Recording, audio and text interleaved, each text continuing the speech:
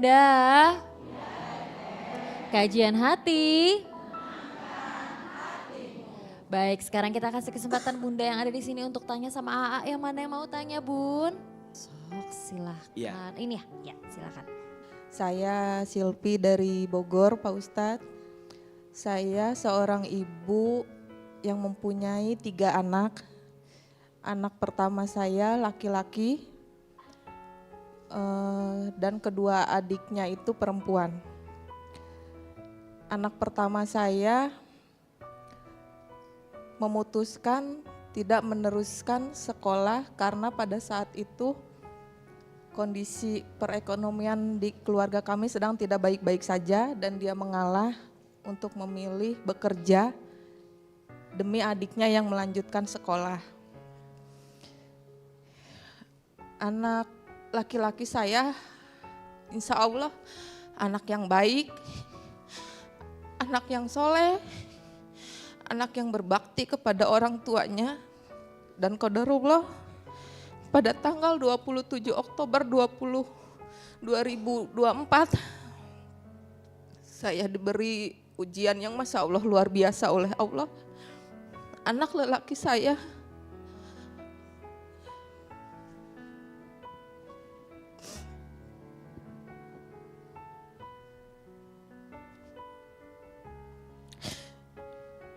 meninggal dunia dengan cara yang sangat tragis.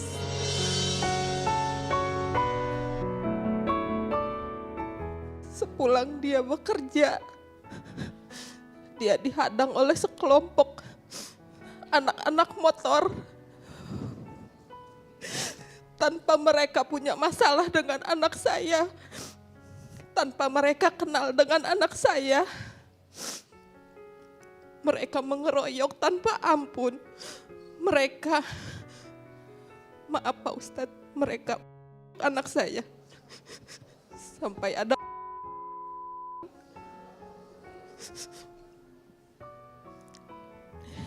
dan anak saya dinyatakan meninggal ketika sudah sampai tiba di rumah sakit. Kami keluarga langsung membuat laporan ke polisi. Alhamdulillah langsung ditindak. Dan semua dari pelaku itu ketika melihat saya di pengadilan, keluarganya tidak ada yang minta maaf, tidak ada yang merasa bersalah. Justru mereka semua keluarga para pelaku itu seakan bersatu, seakan tidak merasa bersalah.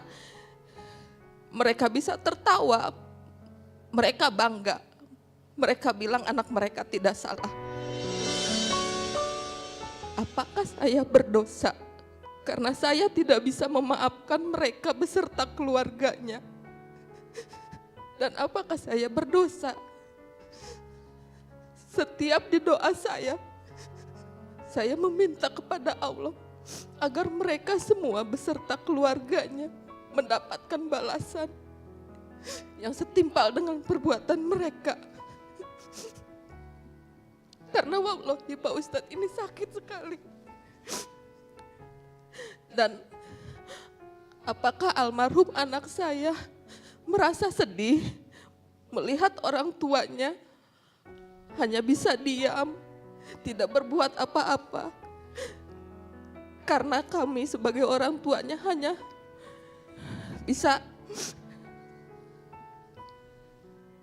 lebih fokus memperbaiki ibadah kami, berbuat hal-hal yang baik, dan memantaskan diri agar kami nanti bisa bertemu kembali dengan anak soleh kami di akhirat nanti.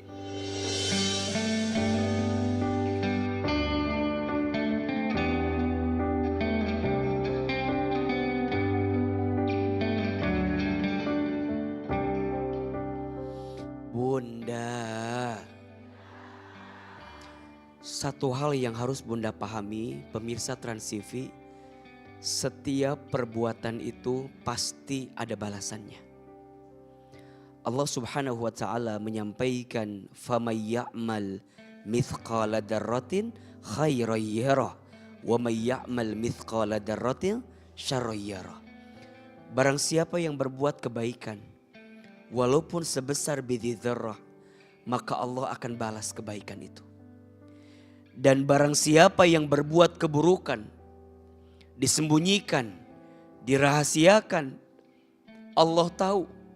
Dan pasti Allah akan membalas setiap keburukan itu. Maka bunda sayang, untuk semua yang pernah terzolimi dan dizolimi, jangan pernah menyangka Allah tidak tahu tentang perasaan sakit yang kita rasakan. Allah tahu, Allah lihat, dan Allah pasti membalas setiap keburukan yang mereka lakukan. Hisab di dunia bisa diotak-atik. Perhitungan di dunia bisa diatur. Tapi perhitungan di hadapan Allah tidak akan bisa diatur. Maka bunda sayang, percayalah, setiap kezoliman yang orang lain lakukan kepada anak bunda kemarin, pasti ada balasannya. Apalagi membunuh, mohon maaf, hati-hati. Barang siapa yang membunuh satu manusia di dunia, maka dia seolah-olah membunuh seluruh umat manusia di dunia. Ini menunjukkan kepada kita, hati-hati dengan jiwa orang lain. Hati-hati dengan harga diri orang lain. Kenapa Ustadz? Karena tanggung jawabnya bukan hanya di dunia, tapi sampai di akhirat. Bertobat sungguh-sungguh, minta ampun sungguh-sungguh untuk pelaku. Dan kita berharap semoga hukum bisa ditegakkan. Dan orang yang melakukan kezoliman mendapatkan balasan yang setimpal. Di dunia harus dibalas agar jadi pelajaran, agar dia bisa bertobat, agar dia memperbaiki diri. Tapi juga di akhirat kita terus berdoa kepada Allah. Maka bunda doakan terus anak bunda. Semoga beliau tenang di alam kubur. Semoga Allah lapangkan alam kuburnya. Semoga Allah terima iman Islamnya. Semoga Allah ampuni dosa-dosanya. Semoga bunda sayang kelak dikumpulkan lagi bersama anak bunda di surganya Allah Subhanahu wa taala. Kalau untuk memaafkan atau tidak, bunda terus bermohon kepada Allah. Semoga hati bunda dilembutkan. Tapi yang paling penting, pelaku yang melakukan kezoliman diberikan balasan oleh Allah Subhanahu wa taala. Mudah-mudahan Allah Subhanahu wa taala menjadikan kita pribadi yang makin baik di hadapan Allah.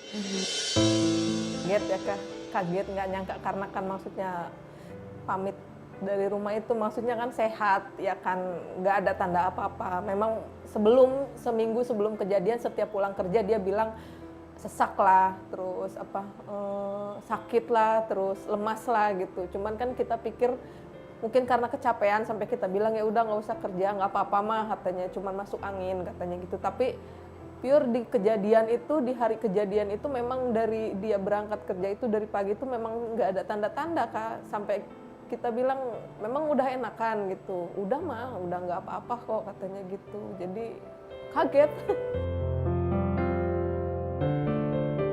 Dari pihak keluarganya pun dari awal tidak ada yang berusaha mencari di mana korban, terus minta maaf atau sekedar berbelasungkawa, dan sampai bertemu di pengadilan pun mereka melihat saya pun ya udah kayak maaf Kak, kayak ya udah sih anak gua nggak salah gitu. Mungkin anak lu aja yang salah karena keluar di jam segitu gitu. Kalau yang nomor 2 kan karena dia udah ngerti ya Kak, dia nangis. Kalau yang ketiga kan memang baru usianya 2 tahun. Dia cuman kayak waktu ngelihat jasad kakaknya juga cuman Aa bangun katanya gitu. Kok Aa nggak bangun katanya gitu. Terus kan memang almarhum ini kan dekat sama adiknya, apalagi yang paling kecil itu. Jadi kayak makin kesini makin, mama kok Aa nggak pulang-pulang katanya gitu terus. Kok Aa lama nggak pulang-pulang katanya. Jauh lebih tenang sih Kak, karena saya semakin yakin memang ikhlas itu yang terbaik.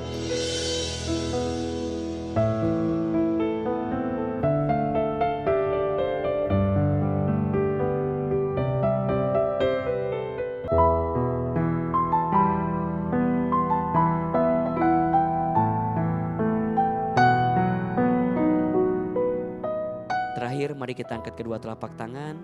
Kita berdoa kepada Allah, semoga kebersamaan ini mengantarkan kebaikan untuk kita semua. Istighfar 3 kali. Astagfirullahalazim, astagfirullahalazim, astagfirullahalazim. A'udzubillahi minasyaitonirrajim. Bismillahirrahmanirrahim. Alhamdulillahirabbil alamin. Allahumma sholli ala sayyidina Muhammadin sallallahu alaihi wasallam wa ala alihi wa sahbihi ajmain. Ya Allah, ya Rahman, ya Rahim. Duhai Allah yang Maha Pengasih lagi Maha Penyayang. Ya Allah, jika ada di antara kami yang hari ini banyak dosa dalam hidupnya, kami mohon ya Allah, ampuni dosa-dosa kami. Ya Allah, jika di antara kami ada yang sering berbuat maksiat dalam hidupnya, maafkan semua kesalahan kami dan berikan kami kesempatan bertobat sebelum kami wafat. Ya Allah, jika di antara kami ada yang sedang gelisah, tenangkan hatinya. Jika ada yang sedang punya masalah, tunjukkan jalan keluarnya. Jika ada yang sedang bimbang di tengah persimpangan, tunjukkan ya Allah mana jalan yang terbaik untuk kami tempuh. Ya Allah, kami sering bingung, sering bimbang dengan segala pilihan. Kami mohon ya Allah, kuatkan hati dan tubuh kami untuk melewati semua keadaan yang sedang kami hadapi. Ya Rabb, ya Rabb, kami yang sedang sakit, sembuhkan penyakit kami. Dan berikan kami kemampuan ya Rabb untuk melangkah lebih baik di waktu yang akan datang. Rabbana atina fid dunya hasanah wa fil akhirati hasanah wa qina azabannar. Subhana rabbika rabbil izzati amma yasifun wassalamun alal mursalin walhamdulillahi rabbil alamin. Amin ya rabbal alamin.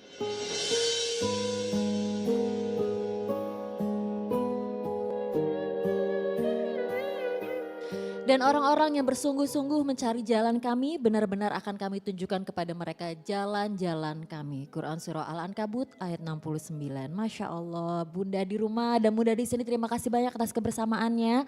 Jangan lupa saksikan terus kajian hati hanya di Trans TV. Saya Zizi Syahab pamit undur diri. Wassalamualaikum warahmatullahi wabarakatuh.